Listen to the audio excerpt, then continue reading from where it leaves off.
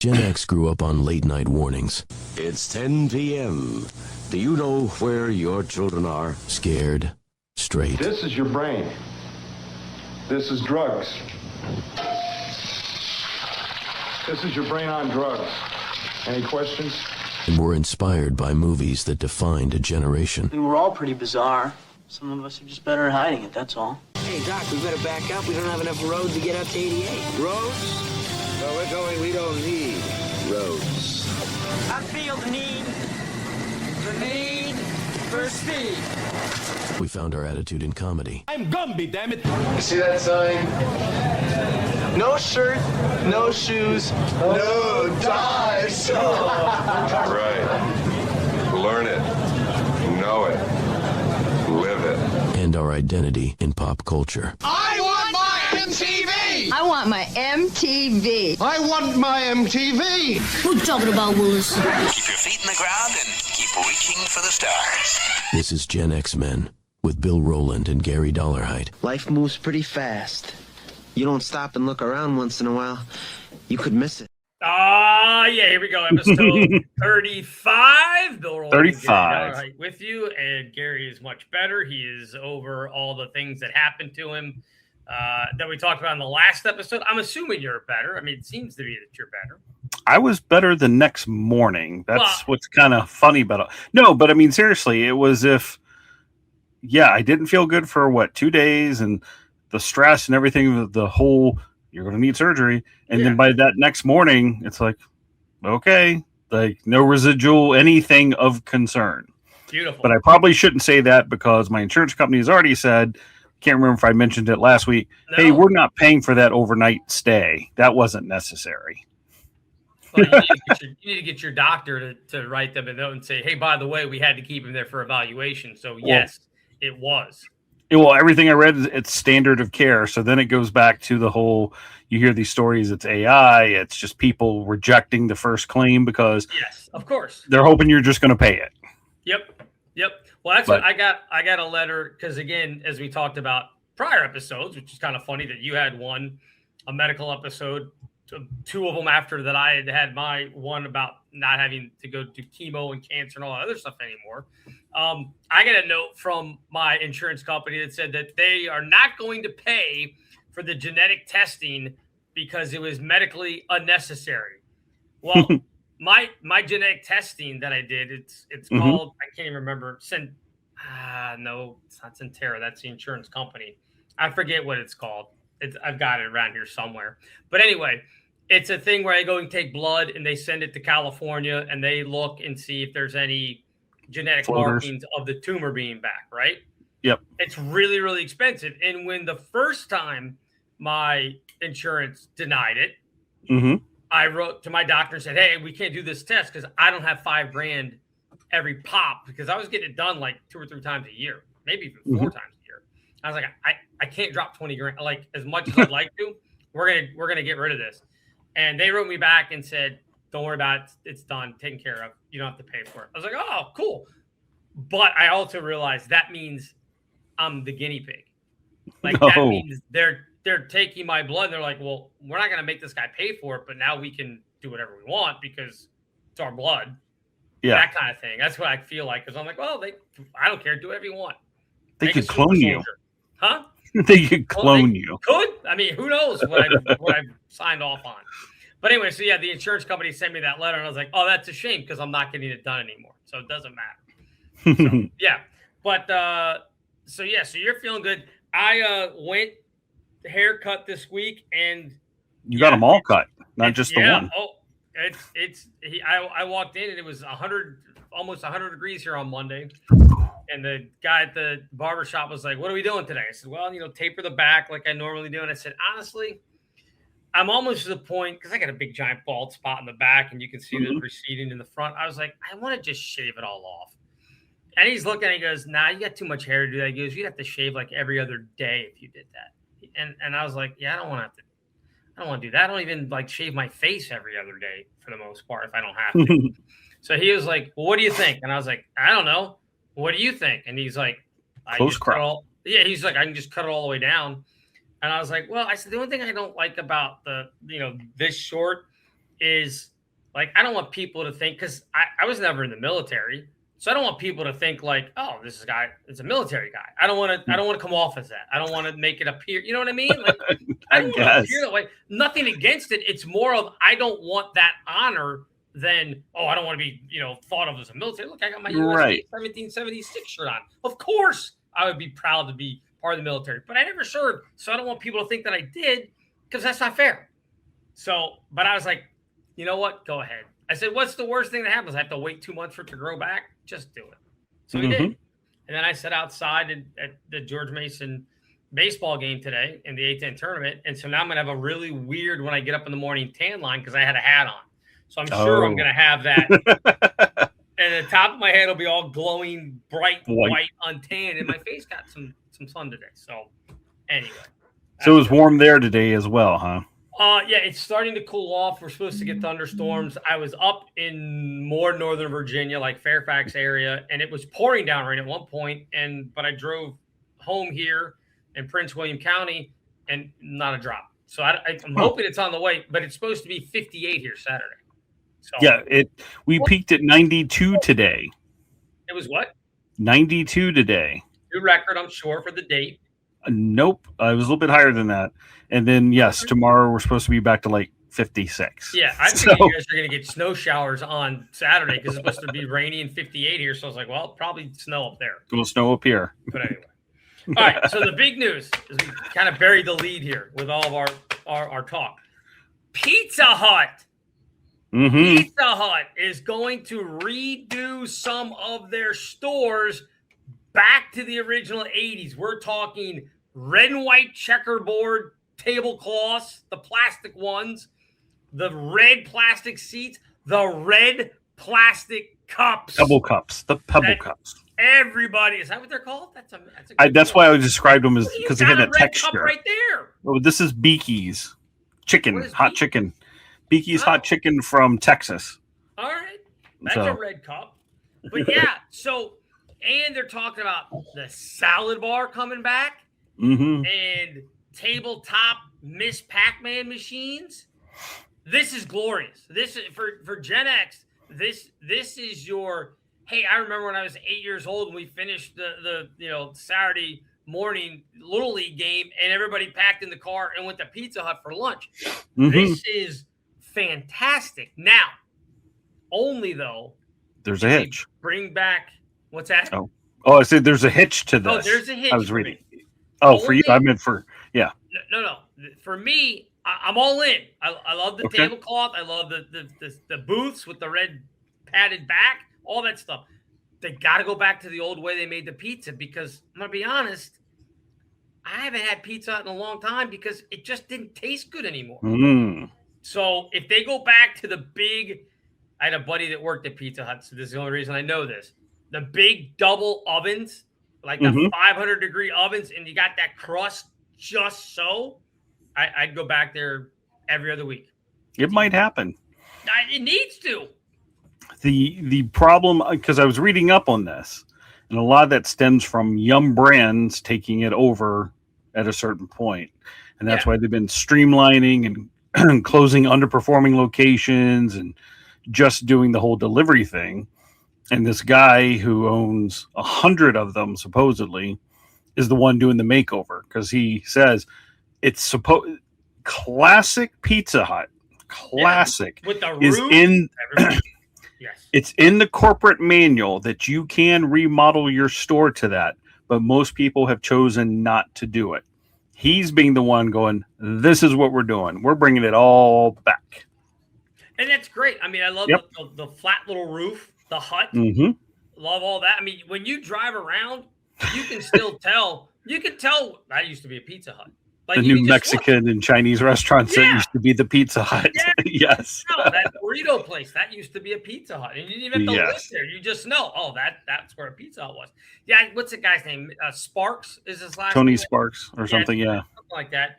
So I didn't realize he had 100 stores. That worries me because that means that he may not have any in my area, which means I may not get these glorious Pizza Huts back again. But was that a thing? Like, you were in a suburb, but I would almost say that you were almost rural Oh, we were rural. Yeah. There was one in Mechanicsville. There was one up in the town that we did our commerce in. Yes. Okay. The town Yes. commerce. That's very old timey. We're going to town today. Everybody put on your nice clothes. We gotta oppress the town folk. The Yes. city folk.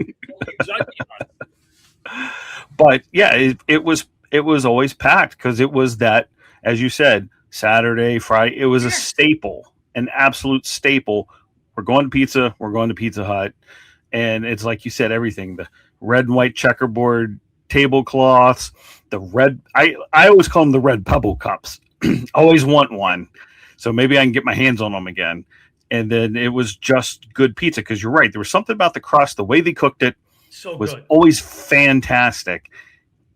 Sometimes you get it, sometimes you don't. The last time I actually had that kind of crust was at a place, and it wasn't Pizza Hut. It was some local brand down in Myrtle Beach. And I said, that is the old school Pizza Hut right there. So maybe they ripped it off and doing it on their own down in Myrtle Beach. See, I don't need, I was never like, when all these places started messing with stuff like the stuffed crust, I don't need that. I don't need it. Just bring back the fantastic pan pizza crust. Personal pan pizzas were fantastic. We had a McDonald's right across the street from my high school. You know where, I mean, you've been by my high school, I think, if you remember, down there in Alexander, Edison High School. Right across the street from us was a McDonald's, which that's common for whatever reason. I mean, credit to McDonald's. For whatever reason, there seems to be a lot of McDonald's directly across the street or just down the road from every high school in Northern Virginia. But we never went to the McDonald's for lunch. If you were skipping out, or if you got out early, sometimes in the spring for baseball, we'd play a 4:00 game instead of playing at 7:00 at night because it was too freaking cold if you played at 7:00 at night. So you'd be able to get out early. And if you got out early, you need to go to McDonald's. You went down the street, especially if you were skipping, because you knew you could get in and out. Personal pan pizzas, they guaranteed it 5 minutes from when you ordered it. So we would sneak out, drive the 1.5, 2 miles down the road, run in real quick. And I'm sure everybody who worked there at the lunch shift was like, they're clearly skipping school. They were ready. Oh, yeah. And it was either, they only made them in two. You either got a cheese or a pepperoni, that you couldn't do anything else with them. And you just go in and be like, I need a pepperoni pizza and a drink to go. And they'd have it, and you'd be back, and you'd sit in the parking lot and eat your Pizza Hut personal pan pizza and then sneak back into school for after lunch was done. Yep. You could do it in a half hour. It was easy. It's great. So if we can get back to that, I am all in.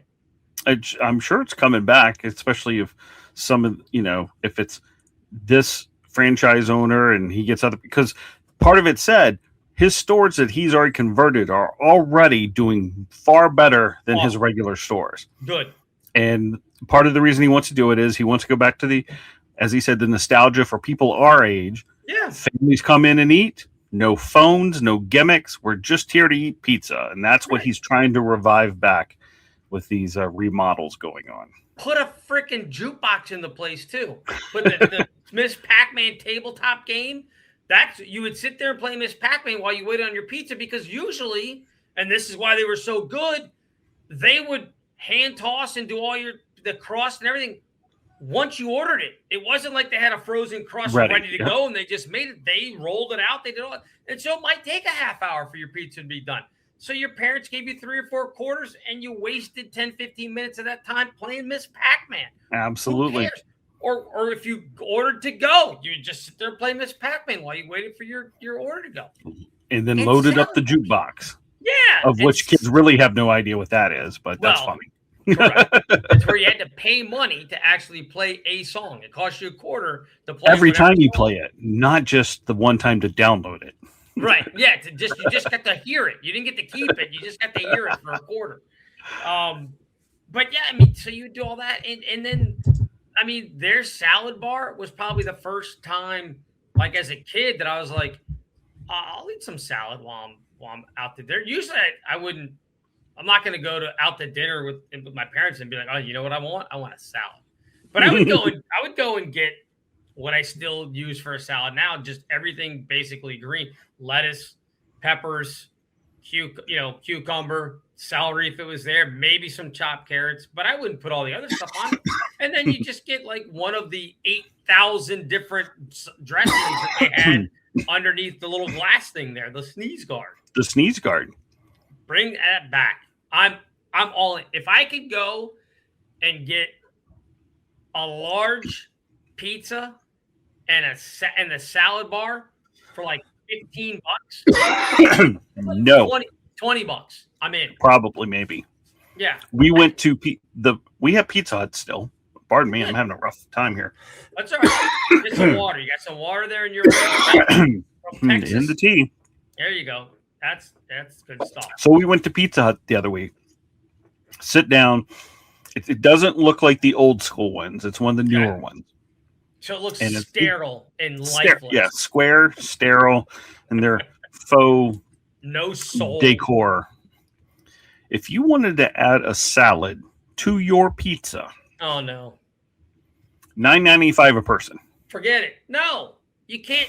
They got to be smarter than this. If you're going to go back nostalgia, you got to be able to walk in and do large pepperoni pizza, two people able to get salads, like a date night. Yeah, $20. If you did that, people would flock to that place. Well, I mean, the pizza we do like. Salad bar is $10. It was $10 to add it on. Yeah, I was just, and she was smiling like we were going to do it, and I said, "No, thank you. We'll just order the $6 breadsticks and move on." Yeah. Oh, okay. And then, of course, that salad bar. I'm not going to bust on them, but as I did the walk by, as we were going to sit down, I looked at it and said, "We might want to freshen up the greens here a little bit, people." Well, that's the other thing. The salad bars were always good. They were always fresh. Yeah, well, it's I tell you, it's the corporate, it's the chains.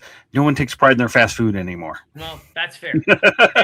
I'm serious. I mean, that's fair. I mean, again, Pizza Hut used to be a sit-down restaurant. Yes. It wasn't like come in, get your pizza in 5 minutes after you order, and because again, it was already pre-made, frozen, and they just shoved it in the oven to cook it out. They rolled out the dough, did all that other stuff, and then put it in whatever ovens they had back in the day. Man, that crust was unbelievable. It was so good, but not as of late. So no, I'm looking this up. I don't know if did you have Pizza Inn? I remember Pizza Inn. I don't think I've ever been to a Pizza Inn. I do remember them. So I think I feel like is that more of a southern thing? I think. Well, let's see. I'm looking up the locations. All right, because we had them in Virginia. Oh, well, they're making me search by my zip code. Which, anyway, I don't know if it was. I know they're definitely in the South, Midwest. Yep. And it was the alternative. It was kind of were you a Pizza Hut person or a Pizza Inn? Right. And technically, you could be both.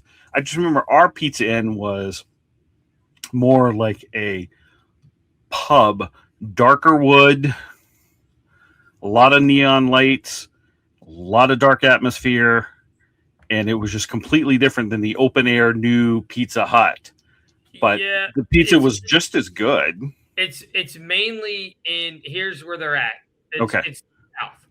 Virginia, North Carolina, South Carolina, Virginia, Kentucky, Indiana, Missouri, Oklahoma, New Mexico has some, I guess, Texas. Some franchises, but nothing in New England at all. And even the Virginia locations mm-hmm. are not close by. Hillsville, Virginia, I should say.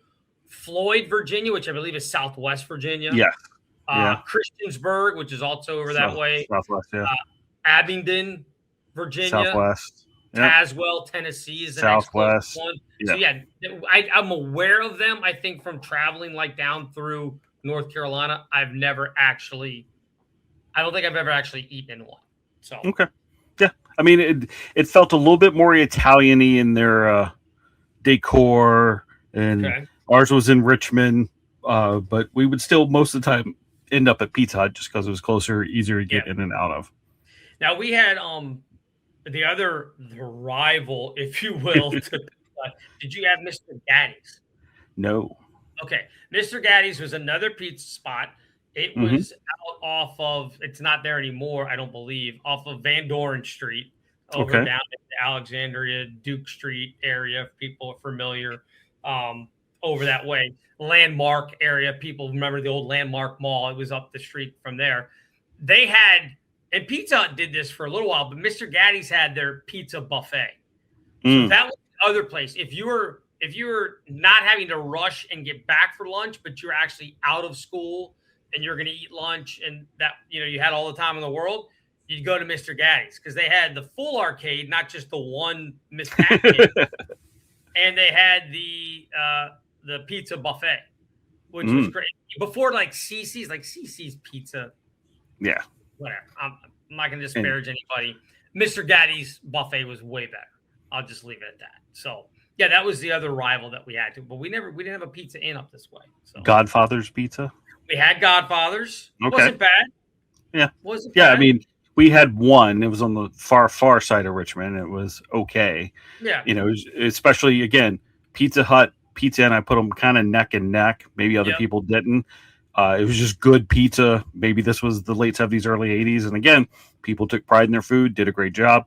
But yeah, it wasn't worth driving across town to go to Godfather's Pizza. Right. How about Shakey's? Did you have Shakey's? We did not have Shakey's. Okay. Shakey's was also another one of those, take the baseball team, basketball, you take the sports team and the kids go there. You went to Shakey's for like your team dinner, like the end of the year celebration. You go to Shakey's for the team dinner. But it was further away from us. Like it was probably a 20-minute drive where Pizza Hut was 10. So everybody always went to the Pizza Hut rather than driving all the way down to Shakey's. But Shakey's was there. We had, was it Armand's Pizza? Did you guys have Armand's? No. Oh, they were more of the higher end. I remember when they started delivering, that was really good, but it was like expensive back in the day. Like you're like, ooh, we're springing for Armand's? Okay, let's do this. And I remember living in Northern Virginia, going there or ordering from Armand's Pizza. Yeah. Yep. Do you remember the penalty box down above? It was on King Street.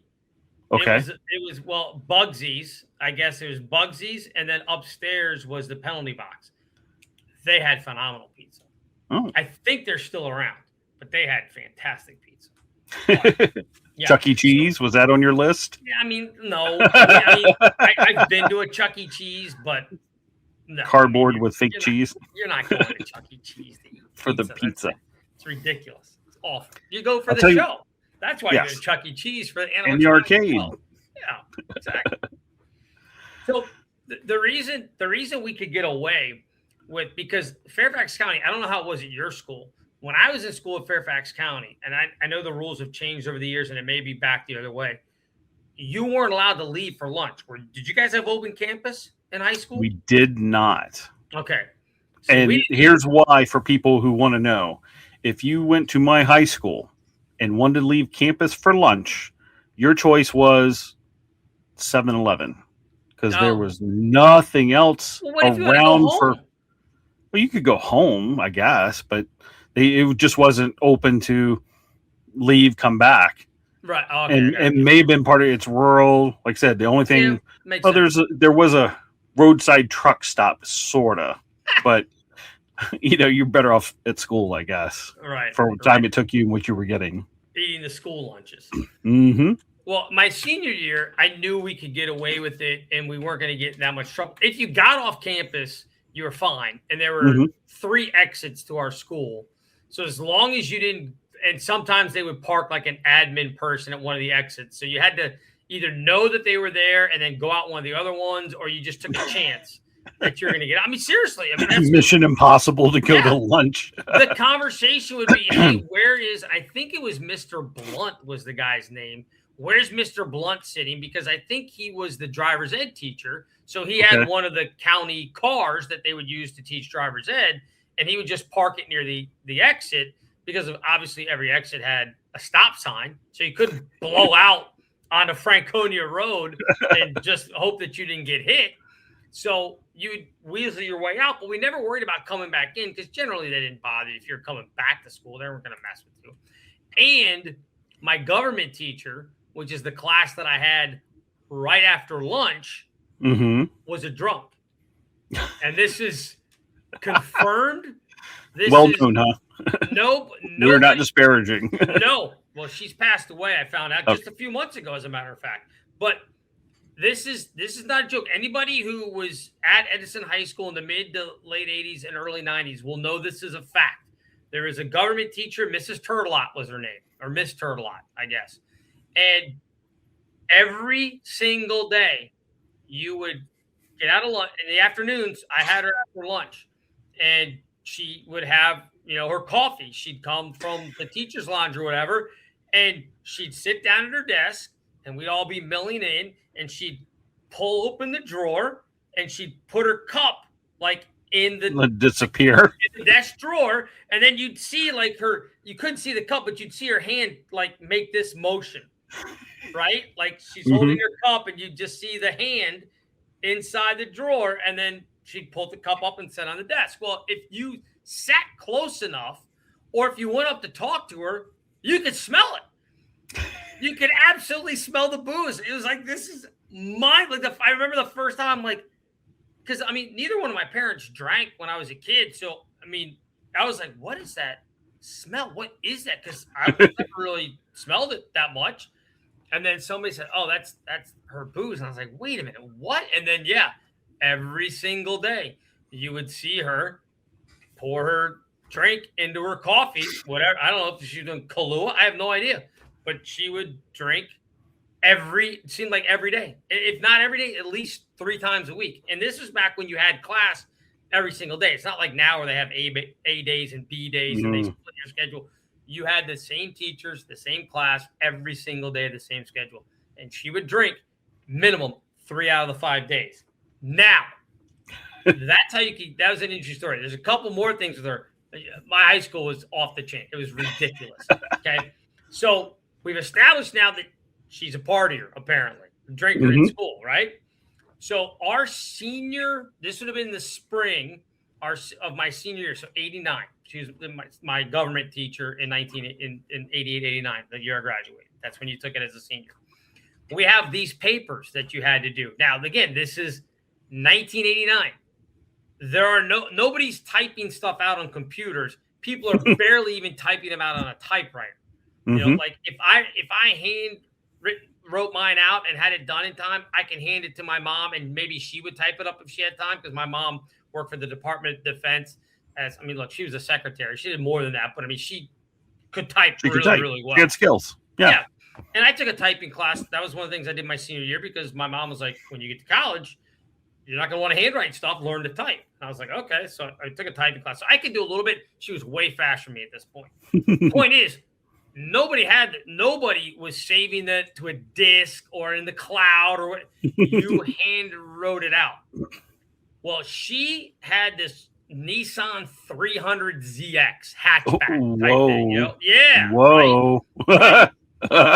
So we turn in, give her all her papers. They were due right before spring break. Now, again, understanding that she liked to drink, and maybe she didn't want to sit there and read. She taught 3 or 4 classes of history. So maybe she didn't want to sit there and read 100 papers of ours. I don't know. She went to Myrtle Beach for spring break. Somebody smashed the back hatch window and stole everything out of the back of the car, including our papers. And this is the story she told us anyway. Now, her car definitely was smashed up, because I remember seeing, all the stuff. She had a rental car for a little bit, and then, you could tell when she had the car back that the glass, you could tell it was new glass. So I don't think she was lying about that at all. I think that actually happened. However, instead of saying, hey, all of you have to write your papers over again, which we would have revolted, I'm sure. It's a disaster. She brought up, and I didn't remember the full story behind this. I remember the papers getting stolen and everything else, but I just saw a buddy of mine, one of my best friends from high school. His son he plays for baseball for his high school now, and they had their senior night. It was around the corner from where I live, so I went to see him. And he and his younger sister, who was 3 years behind me, were all talking about different teachers and people and all that kind of stuff. Her husband was there. He also went to our high school. So my buddy Rob reminded me, because I remember about the papers getting stolen and how we got our grades and everything, but he reminded me of it is, so instead of like making us rewrite the papers or just dropping them, she, for the next couple of classes, the rest of us would just sit there and you would do whatever other homework or talk quietly, called us up each individually and said, what did you do your project on? Like, what topic was it? We'd tell her. She would ask us a few questions about it to make sure that we weren't lying. Like we'd actually. You may have done some research. May have done some stuff on this. Again, you couldn't chat GPT it or Google it or whatever. You had to actually do the work. And then the last question, and this is the one that I remember. I had forgotten that she quizzed this on everything. I just remember this part of it. What grade do you think you would have gotten? And that's, I mean, I just went, it's probably B plus. I didn't want to shoot over the top because you couldn't go too high. If you were like an okay student, we're gonna be like, oh, it was an A. I probably would have got a 98. It had to be an A. Because she was gonna be like, I mean, you got a 74 average in this class. How are you gonna get a 98? So you just you threaded the needle. And I think I said, I don't know, it's probably B plus. She goes, all right, B plus sounds about right. That's Wrote it down. That's the grade you got for that paper. I mean, that's I think about that now, all the nonsense that goes on in public schools, and then I go, yeah, you know what? Ours was pretty much the same, like as far as like it was just as screwed up. It was just screwed up in a different way. Okay. Well, here's the questions I know everyone else is going to ask, Bill. How old was she in this time frame?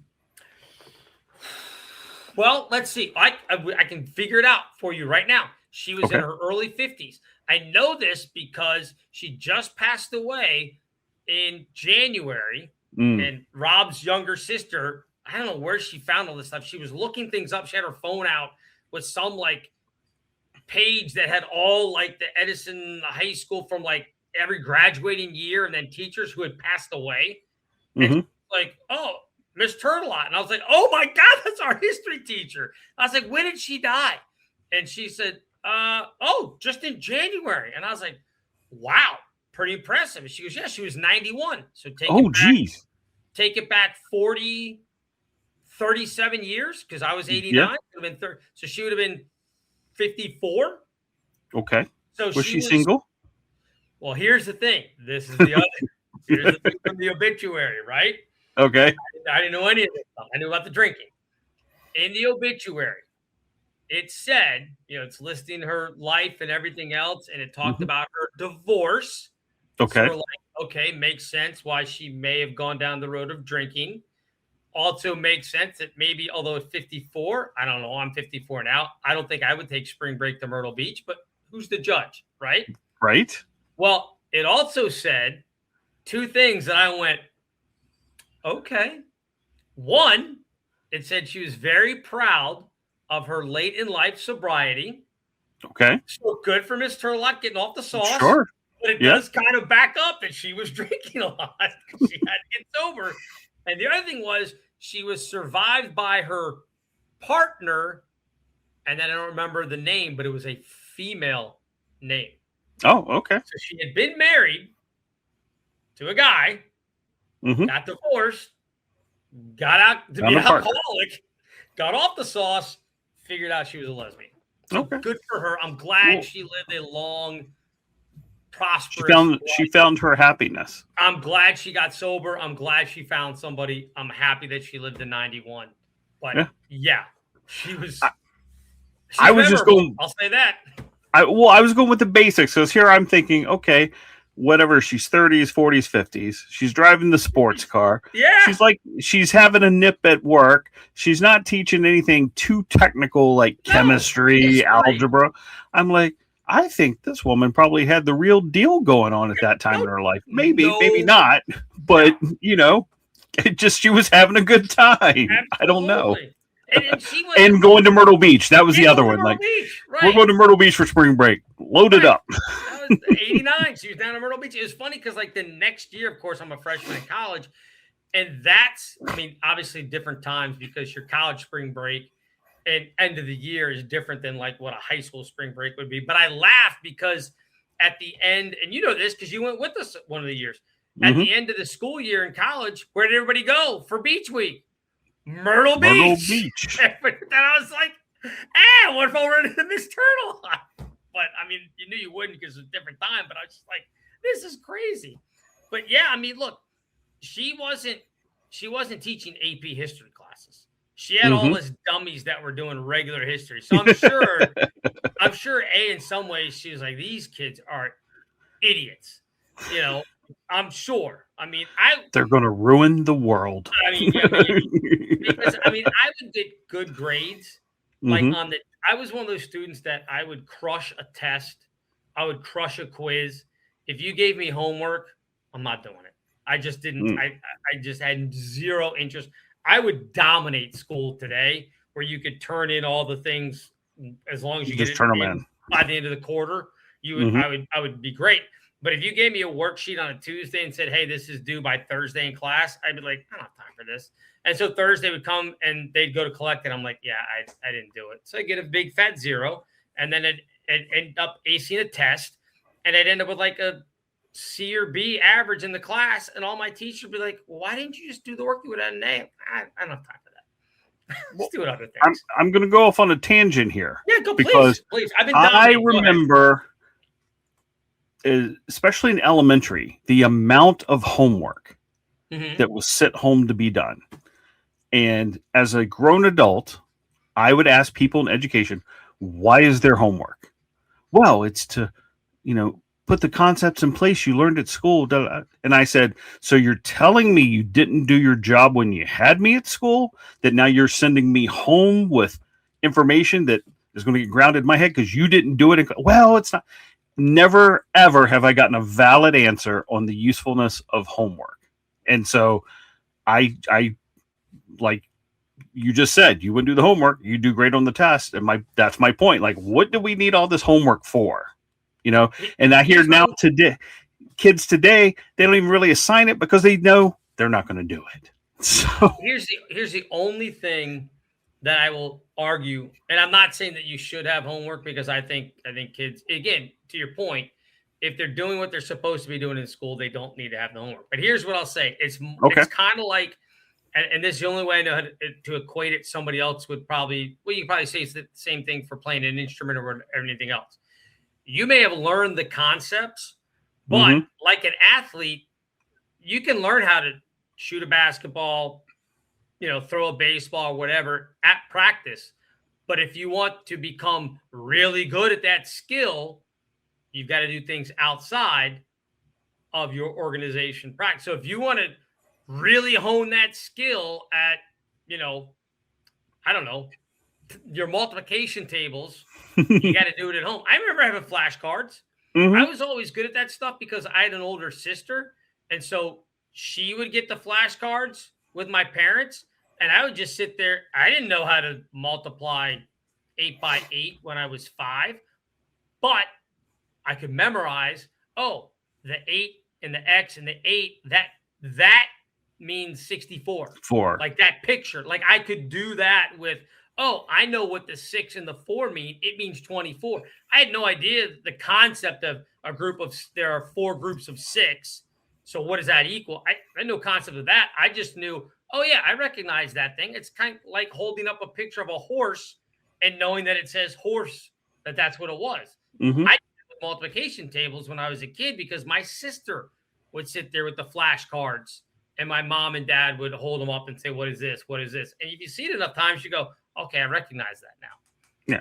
But that is my only way to say that's why you would do homework, because they want you to work on things outside of school so you can actually get better at them, perfect them more than just knowing how to do it. Well, I will say that's probably the first valid argument I've heard for it. Okay. I remember times my mother going, what are they doing with you at school if there's this much homework at night?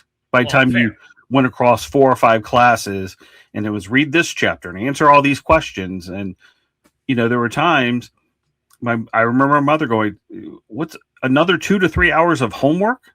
You were at school for 8 hours. What are they doing there? And that's always been implanted in my head of, good point. What are we doing there if I got to come home to do all of this? Now, flashcards, simple things, I totally get. And Lord knows it's probably changed by now from what it was back in, the 70s. But I just remember, backpack full of books and got to do this and got to do that. Oh, dinner's over. Still working on homework, trying to get it done before bed. I just remember being, what in the world are we doing all day if we have to spend half the night doing more work? Well, yeah, that I agree with. I mean, there's a lot of stuff like reading assignments and things like that. Again, that's why I didn't do any of that stuff, because I'm like, I don't. A lot of it was I didn't care either, because I'm like, I know.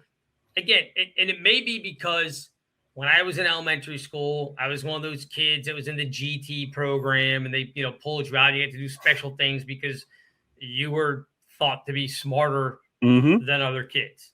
Fine. I don't believe that. I think there are kids in my classes that were probably just as smart as I was, just in different things. Correct. But fine, whatever it is. And then in junior high, I got put into what they called the accelerated program. And I did that for 7th grade, and I hated it because I was in the same class all day long with the same people. You would all go to history together. You would all go to science together because you were in this accelerated class. So much so that I started to hate school and basically was like, all right, how do I get out of having to do this next year and beyond? Well, just don't get the grades, and then they won't put you in there. So that's kind of what I did. So in 8th grade, I wasn't in those classes anymore. So it worked out well. But we were the first graduating class that Thomas Jefferson, the science and tech school up here, well, the 1989, the class of 89, went into that school as freshmen in 85, 86 as the first 4-year group that would graduate from Jefferson. Everybody in the county had to take the test to see who would get in.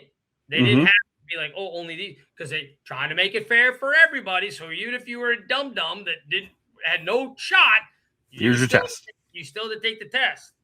I took the test. They said that I could be put on the wait list. I wasn't one of the brilliant ones. I didn't get in, but I was right on the edge. And I went, no chance. I immediately said, take me off your wait list. I am not interested. Thank you. I will not be a part of this. I will not be joining you for this adventure. Thank you very much. So, well, I remember. As I say, in rural Richmond down that way, did you guys have weird, wacky teachers? Did you have any drunk teachers? Any strangeness that went on in your high school?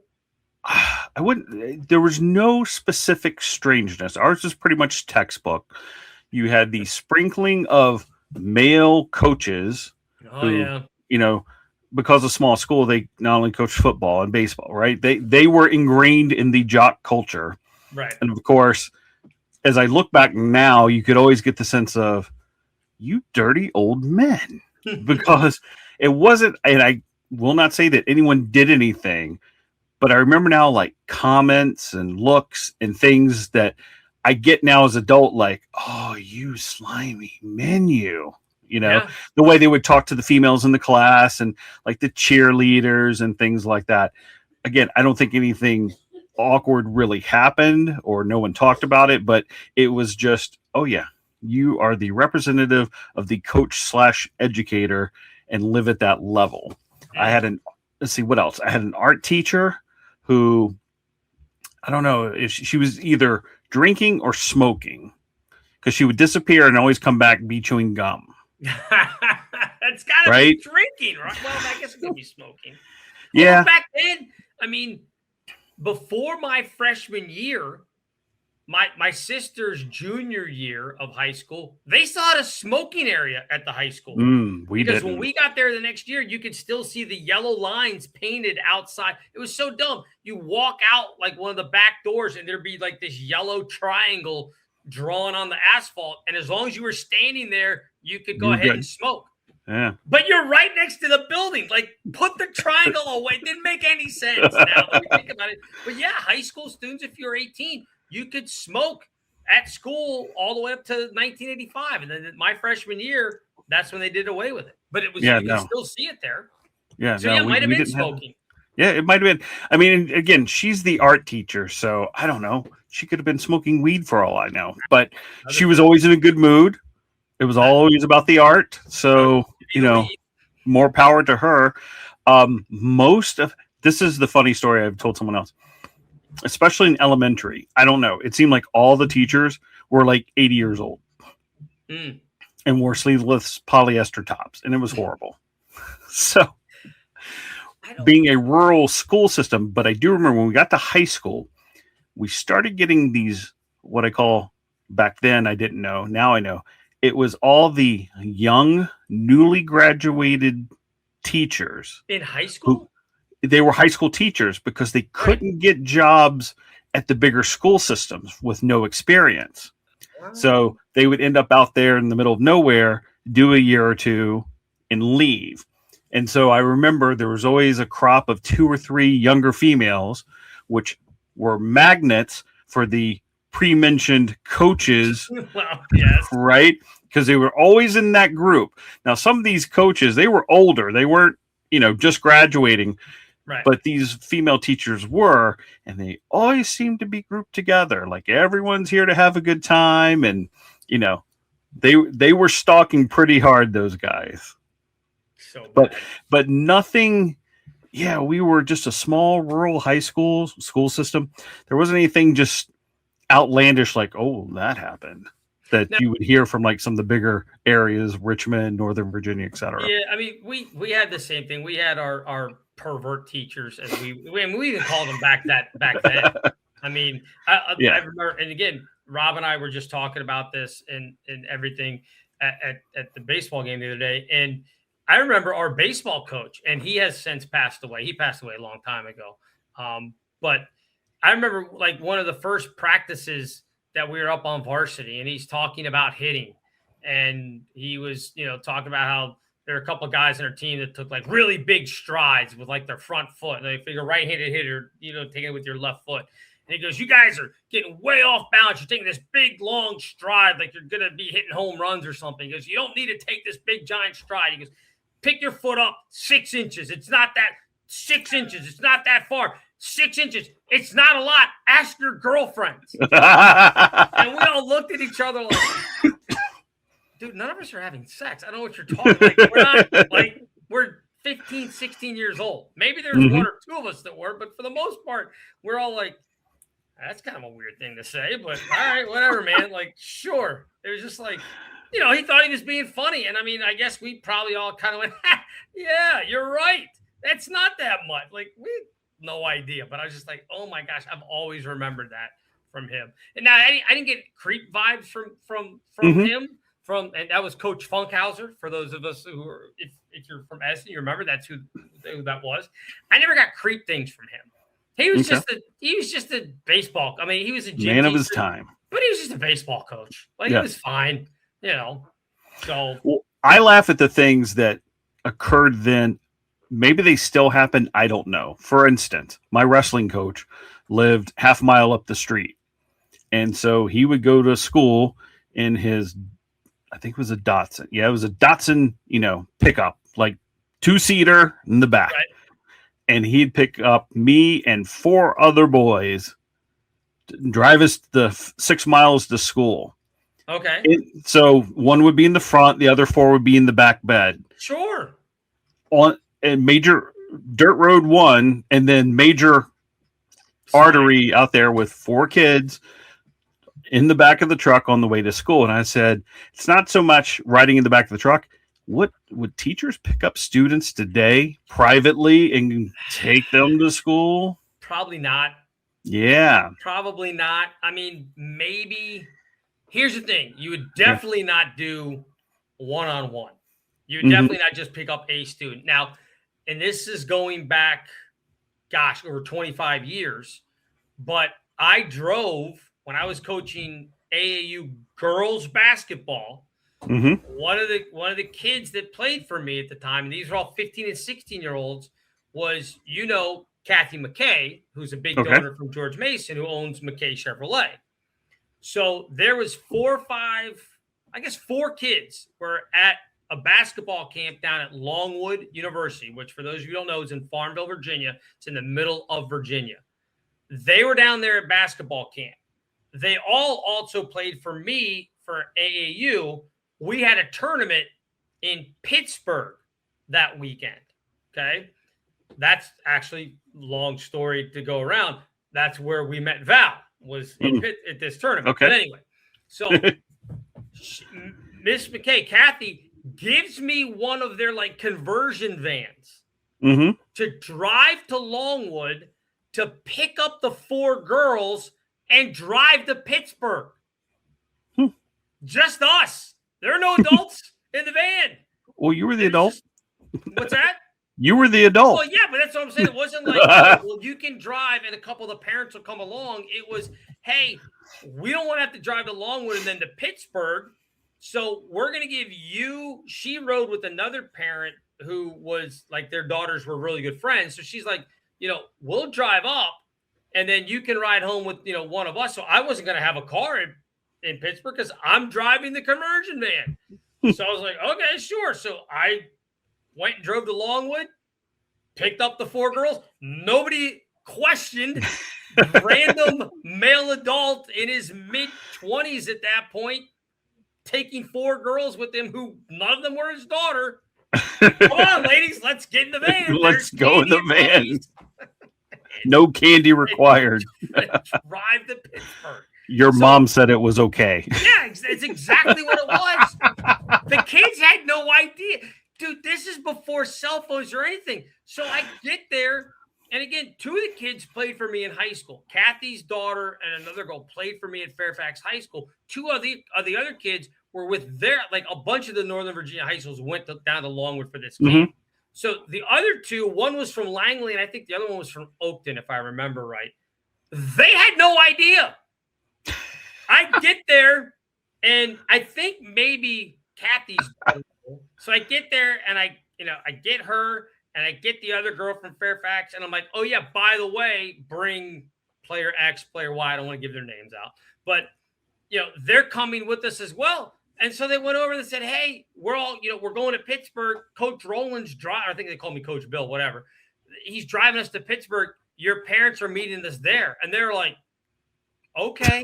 Like, didn't question it. Just got in the van and away we went. So you were friend approved because the friend said, this is what we're doing. We're going with him. They're just like, yeah, all right, we'll get in the van. And I remember their thing was, can we listen to what we want to listen to? And I was like, yeah, I don't care. Put whatever, it might have been probably CDs by then. It was late 90s. But yeah, I don't care. Whatever. Just get in the van. We got to go. Like, shut your mouth. Yeah. So I don't think a teacher would necessarily do that now. Although I'm sure there are examples of, hey, because I know like where I coach now, they only have one gym. So a lot of practices are off campus.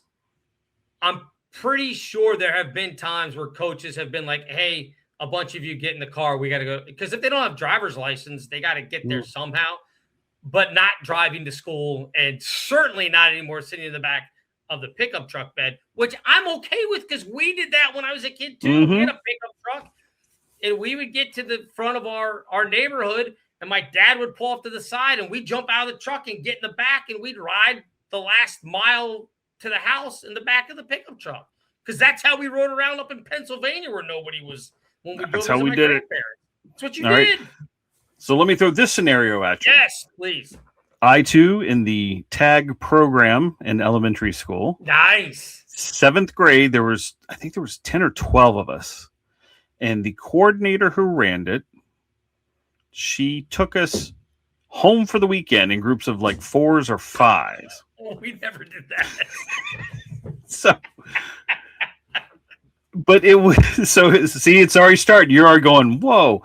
It was legit. We went to a theater production, and then I also remember we went to a French restaurant the next day. It was all part of our enrichment, right?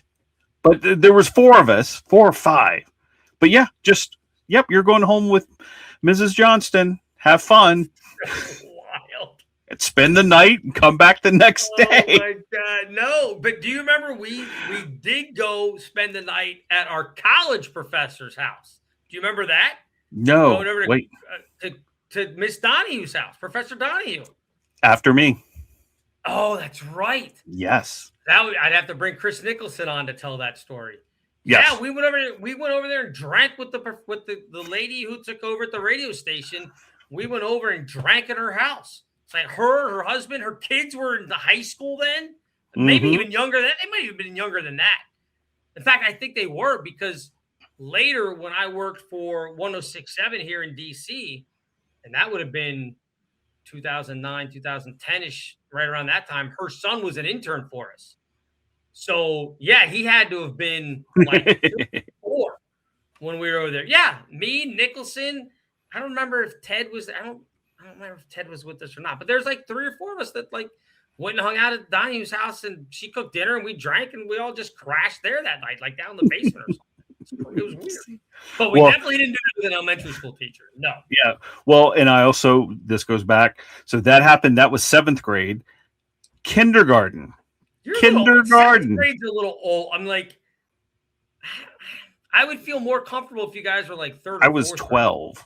It's still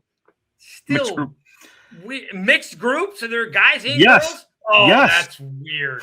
That's weird. All right, go ahead. Kindergarten was evidently, and I don't know if she was terminal now that I think about it. We went home with the kindergarten teacher in groups of 2s, 3s, 4s to stay over because it was her last class. I remember they were saying that. So it must have been, I'll have to ask my mother about that. So same thing, groups going home with the teacher. And her house, I remember was in Richmond. So that's like 45 minutes to an hour away, just bringing kids home. Again, my memory's good. Nothing happened. But I sit there today and go, there is no way that would ever happen nowadays. It's bizarre. That's way different than my high school history teacher drinking in class. Okay. To be like just snatched up and like, you're going to go home with your kindergarten teacher. That's just weird, man. Just weird. Like, what are your parents thinking? I don't know. I'm going to ask them now after this. I'm like, do you guys remember this? That's a question you got to ask. Like, why would you let that happen now? Like, what were you thinking? But again, it's the same parents that need to be reminded that they even had kids with the kids in the backseat every night. Hey, by the way, it's 10 o'clock. Have you looked around? Do you know where they are? They might not be at the kindergarten teacher's house. Are you sure this was the weekend that they were staying there? Yeah. Yeah. I know. I'm going to make a phone call tomorrow now because you talking about that and we get on I said, why? As a parent, you would allow that? I'm going to have to give them a piece of my mind tomorrow. See what happened to me? You have no idea. Yeah, that's crazy. I never, I'm trying to think. No, never stayed at anybody's house. I'm thinking of other than Professor Donahue. No, high school. No. I can't think of any. I went to I babysat for a teacher once. Yeah. My peer counseling teacher, Mr. Embry, he was also the wrestling coach. He had 2 boys, and one weekend, I guess he usually had like some of the other kids, like female students, because they're supposed to be babysitters and not men. I don't know why he thought that, but he was talking about it. And because he asked one of the girls in class, he's like, can you watch whatever his son's names were? They were like 9 and 7 or something this weekend. And she's like, no, I can't. And I was like, I'll do it. And he's like, he looked at me, he's like, what? I'm like, yeah, I'll do it. I was like, how hard can it be? Like, they're boys. Yeah. They're 9 and 7. It's simple. So he's like, all right. He's like, yeah, come on over. So I went over, and you know what his sons did all night? Played Legend of Zelda. Oh, okay. That was it. I was like, what do you guys like to do? They're like, video games. I'm like, what do you got? Have at it. Legend of Zelda. All right. Where's your machine? You know, like the console or whatever. And they're like, it's in the basement. And I'm like looking at the note that Mr. Embry sent me, and it just said, make sure they're in bed by 10. Didn't say anything else. Is like, they can't play video games. They can't. So I look, I'm like, hey man, seems good to me. Let's go. So I sat there and hung out and had my feet up, and I'm eating popcorn and drinking sodas and watching the two knuckleheads play Legend of Zelda. And then That's I got true paid management pretty good. right there. What's that? That's true management right there. Yeah, I mean, they didn't go anywhere. They didn't get hurt. It's perfect. They were focused. I was like, hey man, you get as far as you can because bedtime is, you got to be in bed by 10, and I don't want your dad mad at me. And they're like, okay. So they were fine. It was great.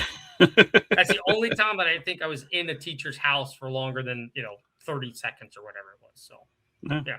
The only time I remember, I will not reveal her name, was one of our comm professors, and we figured out she was going to be in Myrtle Beach when we were down there our senior year. And I said, well, here's my pager number. And I think it caught her off guard, like, oh, 'cause she was single, but she never. You got to tell me off the air. I don't remember this. And then when we got back, she was like, yeah. And I saw the hesitation, like, yeah, I got busy. So was it the blow off or was it the, oh, crud, I may have walked into something here. I better back myself out of this. So you have to tell me who. I'm not sure who that was. So anyway, if you don't have any other stories, we should probably wrap this up. No, I think we're at an hour, so yeah, that's good. I mean, we covered pizza and bad teachers. Good teacher stories. So yeah, that's nostalgia. Yeah, exactly. Good nostalgia episode. Do you have any parting words before we get? Yes, as I tell my kids, every when bad things happen, a decision got you there, and it's usually your bad judgment that did it. So own it. This concludes this episode of Gen X Men with Bill Rowland and Gary Dollarhite. Gen X Men is now off the air.